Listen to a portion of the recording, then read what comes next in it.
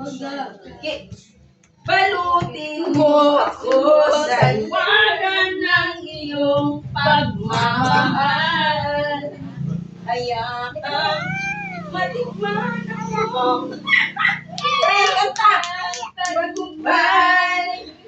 Mabuti pa! Ano yun? Sunod? Kaya, friend! Oy! I-ayos mo yung friend kasi ipopost ko isa mo sa akin. Dapat nag-video kayo. Video mo nga, friend. Kasi iganyan nyo, ihanap nyo. Balutin mo ako, Sharon. Uy, dagan pa yung mga silingan yung mga ha?